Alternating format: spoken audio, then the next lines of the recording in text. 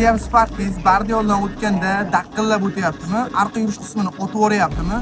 Yoki toshli yo'lda yurganda arqa tomondan tiriqlab ovoz beryaptimi?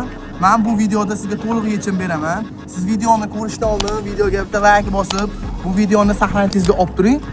Arqa yurish qismini otishiga sabab arqaga metan qo'ydirsangiz yoki propan qo'ydirganingizda o'zini zavodskiy rezinkasidan jicha balandrog'ini qo'yganingiz sababiga arqa cho'loq vtulkasining razmeri o'zgarib qoladi. Ya'ni zavod qilgan razmerdan balandroqqa ko'tarilib qoladi.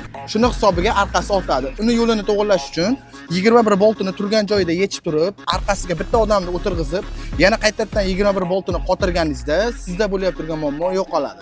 Tiriqlashiga sabab bo'lsa, bu remenni plastmassasi, ya'ni ko'pchilik arqa sidinada remen taqmaydi. Shuning uchun plastmassasini arqa tomonga, ya'ni sidinaning orqasiga o'tkazib qo'yishadi. Shuni hisobiga bu plastmassa ko'zib ketib, tiriqlagan ovoz beradi. Agar sizda zapaska balon bo'ladigan bo'lsa, buni zapaska balonni arasiga qisib qo'ysangiz ham bo'ladi. Agar sizda propan balon bo'ladigan bo'lsa, bu plastmassaga oddiy bitta yaxshilab latta o'rab qo'yib qo'ysangiz, sizda tiriqlagan muammolari yo'qoladi. Agar sizda haydovingizda muammo bo'ladigan bo'lsa, Avtovix profiliga obuna bo'lib, albatta bizni kuzating, sizga foydali ma'lumotlar berib boramiz.